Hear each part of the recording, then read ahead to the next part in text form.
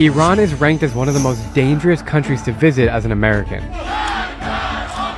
The US government issued this travel warning, citing terrorism and kidnapping as major risks. Iran's government supports militant groups that are openly hostile to the United States. And with no functioning US embassy, Americans who visit Iran are on their own if something goes wrong. So, why am I going to Iran as an American? Because I want to spend time with the local people to see what they really think about the States, America, and find out what the security situation is like on the ground today. This is going to be a wild 7-day road trip across the country. But first, I need to tell my parents I'm going. Hey, Bilski. Hi Mom, how are you? Good. Guess where I'm going tomorrow? Where? Iran. No, Ruby. Why? You can't go there. Contrary to what my dad says, you can go to Iran as an American. You just need 3 months to prepare for the visa. After a long flight from Prague to Shiraz, a city in southern Iran, we have a little issue with my cameraman's visa. We wrote down Slovakia, which is originally where he's from, but now he has a Czech passport, so Mata and I are basically just doing loops right now in the immigration area. We've been waiting for 2 hours. Still no visa for him. All right, you got it? Let me see it. I'm not getting deported, so that's a good thing.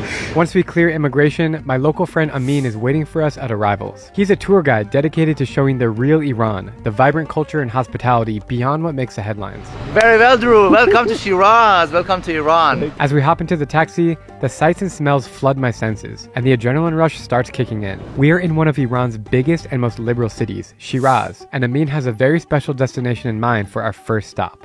We're here inside the Pink Mosque in Shiraz. It is stunning. You can see pink all around us. These beautiful tiles and mosaics on the windows, they make this incredible reflection. It's one of the most spiritual places I've ever been. It's really, really cool in here. The women are dressed in these beautiful colors. You can see like even the roofs are covered in pink flowers. Having this special type of stained glass windows is also very influenced by the European art. Is it different than the other mosques in Iran, or is it kind of the same like this? Most of the mosques in Iran, they are in dark blue color. What makes this mosque more different is the special pink color they use for the tiles of this mosque. All original from 19th century, and this is mostly European sceneries painted on the tiles. I was gonna say. Even on some of the tiles over there, you can see some of the buildings like churches.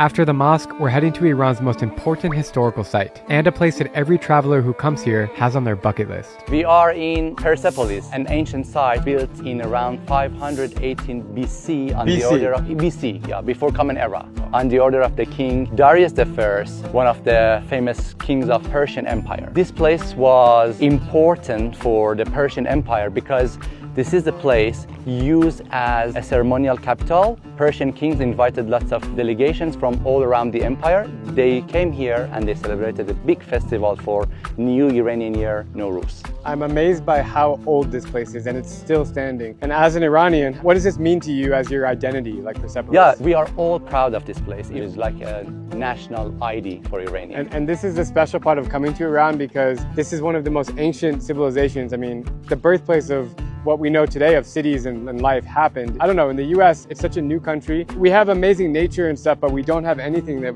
we can say 500 BC. Generally, Iranians are really proud of the ancient history. Right. I can feel it here when local people, Iranians are here. They are really proud of visiting this amazing historical place.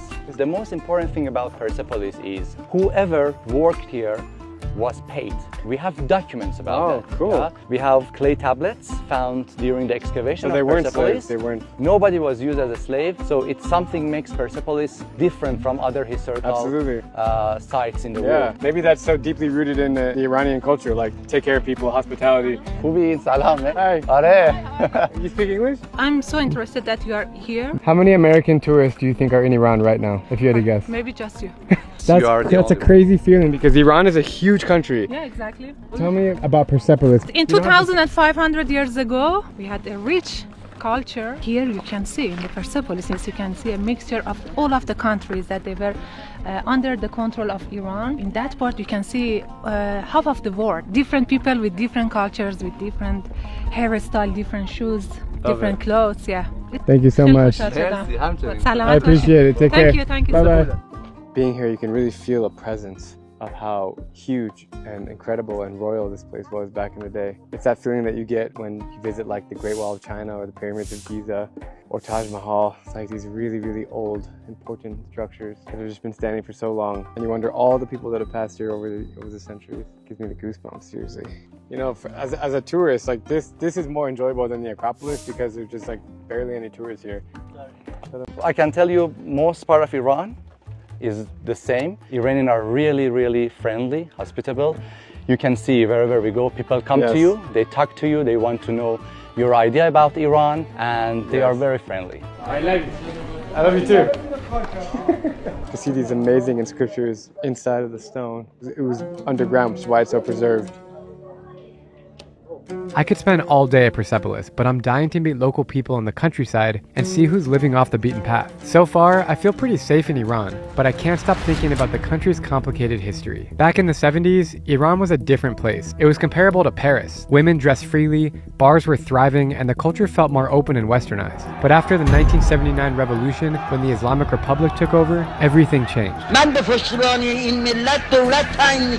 New laws and restrictions reshaped daily life, especially for women. Today, these changes are why many see Iran as a scarier place to visit. But in my experience, the media overlooks the warmth of Persian people. Hop in the car for 4 more hours towards Esfahan, one of the most popular cities in Iran. We've entered the lively city of Esfahan, and after just 2 minutes of walking around, I meet my first local friend who said hi to me on the street. I just met Abed here. I just want to learn a little bit more about life here because, first of all, Americans and American media are scared of Iran. You know this, right? Yeah. The funny thing is it's super safe here. No, for like Iran, for visiting is absolutely safe. People are so friendly, like so helpful. But like if you want to invest here, but economy is not safe. But the living, like to live here is absolutely safe. Iran has like a lot of like opportunities for tourism. The nature of Iran is amazing. Everywhere you have beaches, forests, mountains. Desert culture, like over 1,000 of years in the desert. So you go to a tiny village, they're living there for like over 1,000 years. So basically the life here is great.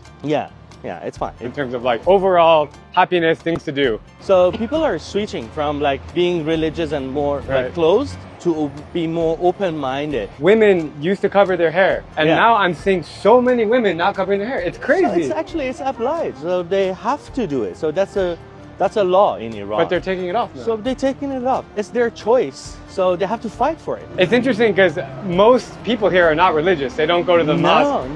But obviously the government has its own ways of doing things. And I just think it's a crazy contrast between the local people and what the laws are. People, they got really fed up with religion, which is really great because otherwise if Iran was a secular country in 1979, people wouldn't wake up. So now they don't really care about religion. In Iran, like the next generation, it won't be like that. After all that great insight from Abed, what I've gathered from being in Iran is that it might be the most affordable country in the world, at least as a traveler.